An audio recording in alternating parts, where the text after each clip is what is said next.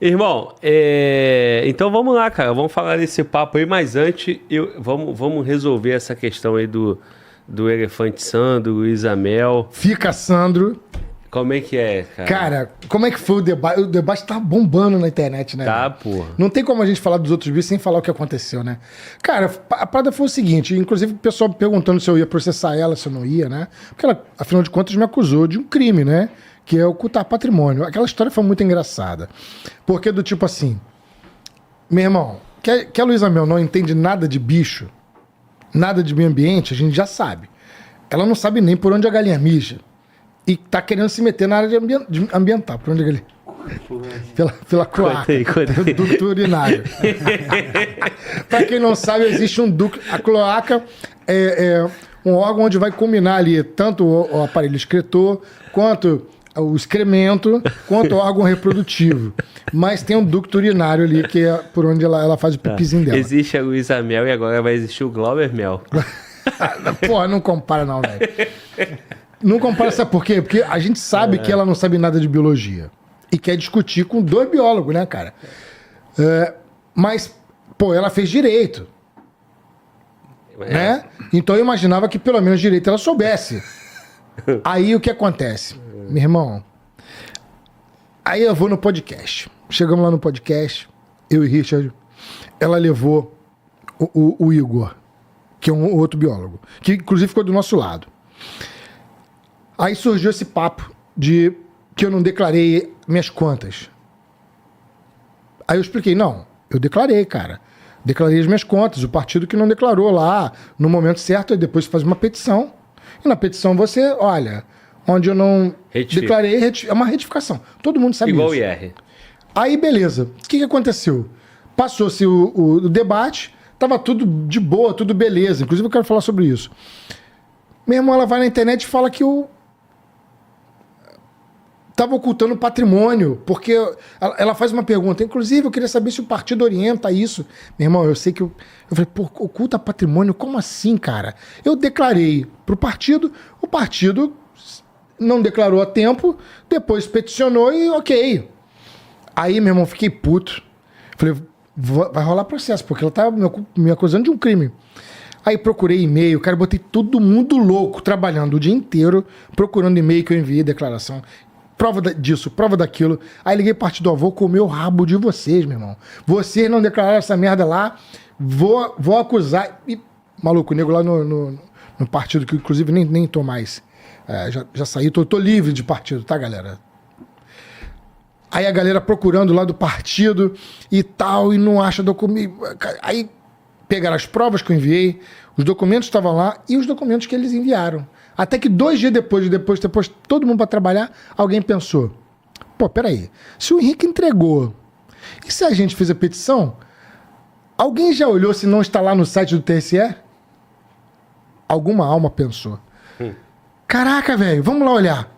Aí eles foram lá olhar, tava lá a minha declaração. Do tipo, tu não imagina que a Luísa Mel ia fazer essa cagada, né? Tu tipo, cara, tudo bem eu saber nada de biologia, mas eu não esperava que ela também não soubesse nada de direito. Porque será que ela não viu que tava lá, velho? E botou todo mundo louco aqui, doutor. Porra, ela não viu. Acreditei nela, cara. Só que tava lá, minha declaração. E aí? Aí a galera perguntou, pô, tu vai processar ela? Não vai? Porque, afinal de contas, é calúnia, né, velho? Esse pode ter não. Tanto eu quanto você, Glauber, a gente vive da internet. E eu não vou queimar a galinha dos ovos de ouro, né, cara? Se a gente começar a brigar ao ponto de ficar um processando o outro, a gente não tem conteúdo, velho. E eu agradeço, inclusive, a Lulu pelos conteúdos. Muito obrigado, Lulu. Continua. Graças a você, a gente pôde expor aqui o problema, né, dos santuários e o elefante. Ou seja, a melhor propaganda foi a própria Luísa Mel. Então, não tem processo, cara. Eu agradeço, inclusive, a ela. E vamos continuar na internet. É assim que funciona. Porque senão, cara, não vamos ter mais internet, um processando o outro, cara. Então tá bom, tá de beleza. Eu concordo, cara. Mas aí, por que de biologia saiu em patrimônio, cara?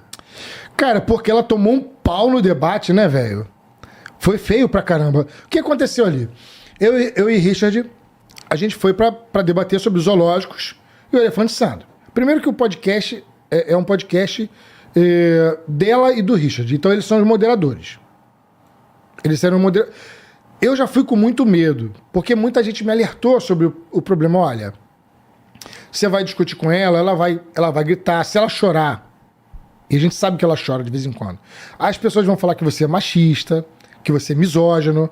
Então eu já fui preparado, sabendo que ia ter, e teve vários comentários, dizendo que vocês são machistas, são misóginos, tal, não deixa a mulher falar. Ah, porque a mulher agora tudo é histérica. Meu irmão, mas ela foi histérica, velho, na boa. Teve a galera da ala feminista ainda que foi lá me apoiar. Falei, porra, gente, mas ela foi histérica mesmo. Pô, falava, interrompia toda hora. Mas eu já fui com esse pensamento. Falei, ó, tudo que eu fizer vai ser usado contra mim. Então deixa, ela tá interrompendo, quer falar? Deixa eu falar. Se não é mansplaining, entendeu? Aí eu, quieto. Se ela gritar, não grita. Porque se você gritar de volta, é misoginia. Então, fica quieto. Eu deixei ela falar, interrompeu tudo que tinha que interromper, mas na verdade ela não interrompeu em nada que correspondesse ao assunto, que era o elefante zoológico. Pelo contrário, ela ainda levou um camarada que trabalha com zoológicos e ele mesmo ficou contra ela. Falou, pô, peraí, os zoológicos são importantes, cara. Agora, a gente tem um problema no Brasil. O problema é que o grupo, a Luísa Mel, ela encabeçou isso, ela e o grupo dela, encabeçou uma demonização aos zoológicos.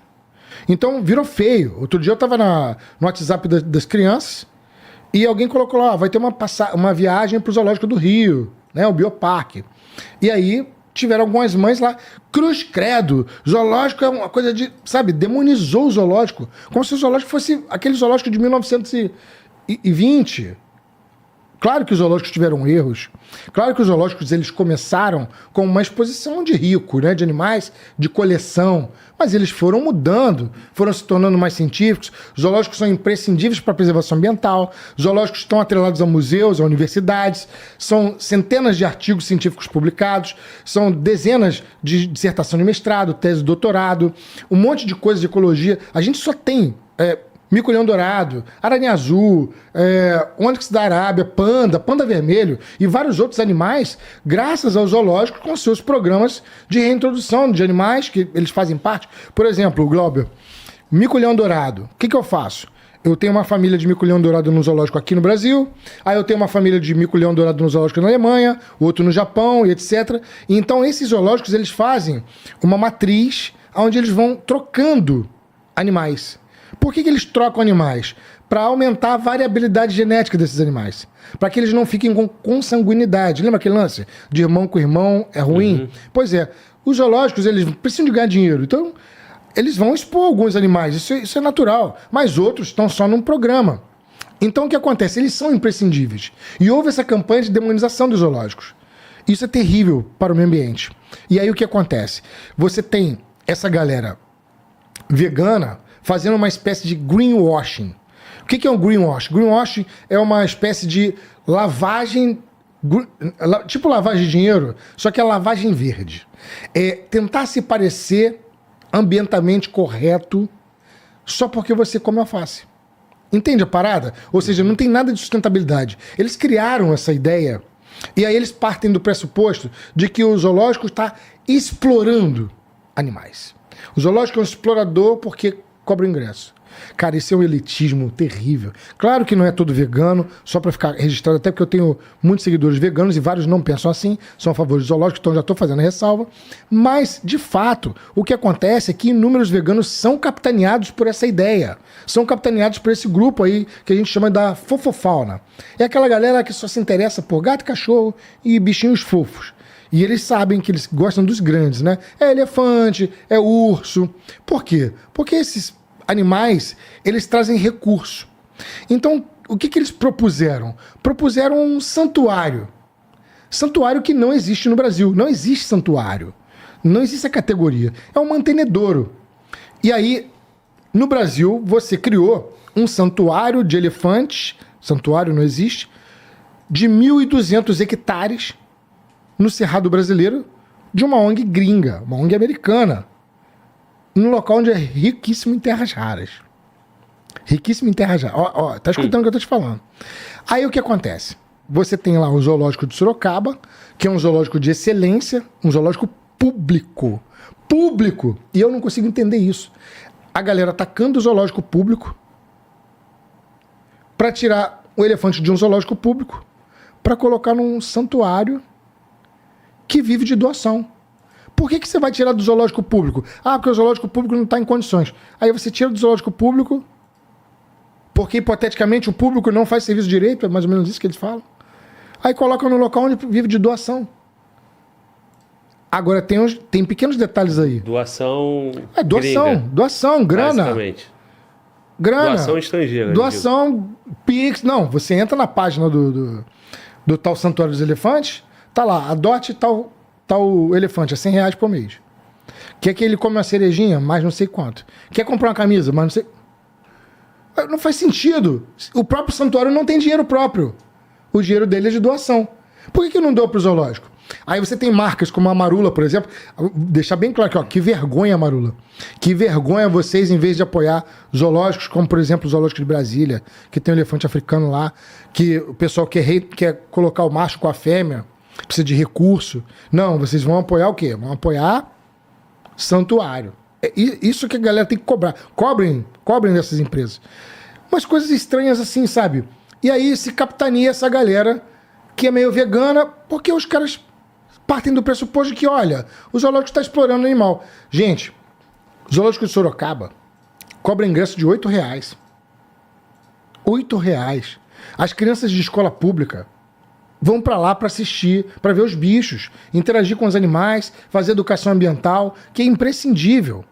É imprescindível que você veja o animal, sinta o cheiro do animal, entenda o animal, para que você possa preservar. Pantanal pegou fogo, 20% do Pantanal pegou fogo, ninguém se comoveu. Por quê? Porque o cara pensar, o que tem no Pantanal? Jacaré, lagarto, lagartixa, cobra que queima. Ele não tem aquele amor. Agora, se ele tivesse ido, por exemplo, no Butantã, visto os animais, essas serpentes são importantes para a natureza, lagartos também são importantes, ele teria um outro apreço, cresceria com uma outra visão, entende? Uhum. Mas não. Essa galera quer demonizar os zoológicos. A troco de quê? A troco de quê? Só por uma ideologia de greenwashing, onde o cara acredita que se comeu sanduíche de alface salvou o planeta. Pronto. Como se o problema todo estivesse apenas no peido da vaca. O problema todo não está no peido da vaca. Isso é um dos problemas. Inclusive, os povos indígenas, Glauber, povos indígenas, eles consomem carne de animais silvestres todos os dias. Todos os dias. E eles são infinitamente mais sustentáveis do que qualquer vegano de iPhone. Porque para produzir um iPhone você gasta uma quantidade bizarra de energia e polui pra caramba. A gente chama isso de pegada ecológica. Pegada ecológica é o quanto de recurso que você consome na sua existência. E pode ter certeza que nós aqui na cidade temos uma pegada infinitamente maior do que indígena comendo animal silvestre. Porque ele preserva a natureza. E ao preservar a natureza, os animais se preservam também, mesmo que eles consumam lá. Alguns países na África fizeram isso. Ao invés de criar o gado, ao invés de matar para plantar, eles consomem o animal diretamente. E o animal continua lá, a natureza continua existindo. É mais sustentável. Então esse papo de que comeu o sanduíche de alface salvou o planeta é mentira. Não é verdade. Tem muitas outras coisas que são feitas que eles ignoram. A produção, excesso de gadgets, excesso de matéria, excesso de consumo, guerra. Ninguém fala nada de guerra, velho. Ninguém fala nada do quanto é poluidor uma guerra na Ucrânia, por exemplo.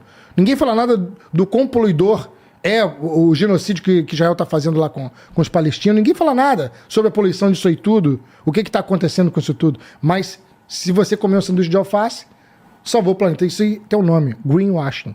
É mostrar que, não, aqui, ó, fecha comigo aqui, que nós somos verdinhos. Não são. E quem está dizendo aqui é um biólogo. Para você ser verdinho, é muito mais do que isso. Para ser sustentável, é muito mais do que isso. Você tem que produzir de uma maneira que seja mais eficiente, que seja melhor. Não é simplesmente negando as coisas ou dizendo que você resolveu o problema porque você simplesmente achou uma empresa lá que finge comer um alfacezinho ou que pinta o quadro de verde e tá tudo certo. Não, tem muita coisa para ser feita aí.